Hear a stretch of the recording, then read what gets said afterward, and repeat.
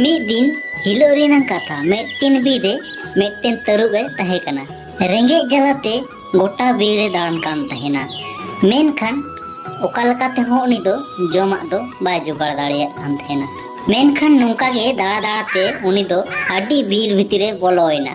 ᱵᱤᱨ ᱵᱷᱤᱛᱤᱨ ᱨᱮ ᱪᱟᱞᱟᱣ ᱠᱟᱛᱮ ᱢᱤᱫᱴᱮᱱ ᱰᱚᱸᱰᱷᱚᱨ ᱮ ᱧᱟᱢ ᱠᱮᱫᱟ। ᱚᱱᱟ ᱰᱚᱸᱰᱷᱚᱨ ᱨᱮ ᱪᱟᱞᱟᱣ ᱠᱟᱛᱮ ᱛᱤᱸᱜᱩᱭᱮᱱᱟ।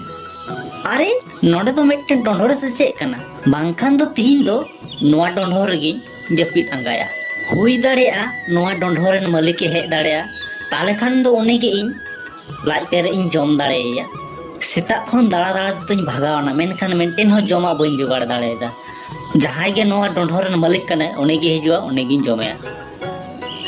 नोआ लई कते गे तरुब दो ओना डोंढोर रे बोलोयना। आसल रे दो ओना डोंढोर दो मिदटेन तुयुआ डोंढोर ताहे काना। मेनखान तरुब दो बाय बाड़ाय कान थेना जे नोआ दो तुयुआ डोंढोर काना। जखन मी घड़ी बाद रे तुयु दो हेजना तखन दो उनी हेज कते नेल दाय आया डोंढोर रेगे तरुआ जांगा छाप नेलोग काना। तखन तुयु दो ओना तरुआ जांगा छाप नेल कते बुझ केदा अरे नोआ मा तरुआ जांगा छाप कान सेची ओ ताहले नोडे दो होय तो तरुए बोलाव काना। मेनखान नोआ जांगा छाप दो बोलो रिया गे नेलोग काना मेनखान उडुक रिया छाप तो बनुआ तो ताहले उनी तरुब दो भीतिर रे गे मेनाया होय तो। आर नोते तरुब हो भीतिर रे बोलो कते बाहरे रे तुयुआ झलाके बुझ काते जे नितो तो डोंढोरेन मालिके हेज सेटेर काना। जखन गे नुई भीतिर रे बोलोआ तखन गे इन दो चाड़े माड़िन जमेया। नोते बाहरे रहो तुयु दो बतर ते तिंगु काना।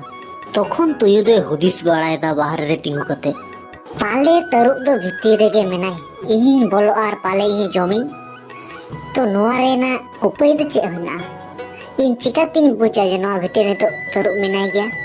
मेनखान जहां गे हुयन इन मिदटेन उपाय करावते गे हुयुग तिया। तखन चिंता चिंता ते तुयु दो मिदटेन बुद्धि लगाव केदा अरे इन रेन डोंढोर तिहिन दो अडी चुपचाप मेना मेया चेन हो बाम रोड़दा।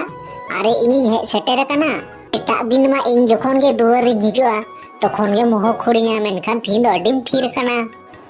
तखन निये को कथा आंजम कते तरुब दो बुझ केदा ओ ताहले नोआ डोंडोर दो रोड़ दाड़ेया तिहिन दो इन बोलो कानते होयतो जानी बतर ते बाय रोड़दा बांग तिहिन दो इन गे डोंडोर बदल तिन होया बांखान तु नेलदा नुई तुयु दो भीतिर तो बाय हिजुआ भीतिर ते बोलो हिजु में मालिक। आर जखन गे नोंकाय होहो कादा तुयु दो तखन गे बुझ कादा ओहो ताहले भीतिर दो तरुब दो मेनाया। नोंका आंजम कते दो तुयु दो ओंडे खना एकदम दाड़ उतर केदा आर नोंका कते गे उनिया जीवी बांचावेन ताया। तो गाते को तिया वीडियो तो नोंका कटी मट्टी गे तहे कना जदि पे कुसिदा तार खाय दो लाइक पे आर कमेंट लाई पे चलका हुईना आर हे जहां चैनल रे पे नवा गया उनको सब्सक्राइब करते चला तबन पे आर नेक्स्ट वीडियो नेल लगी तंगी ताड़ रे तहन तबन पे तो मा ताले आर बन नेक्स्ट वीडियो साथे।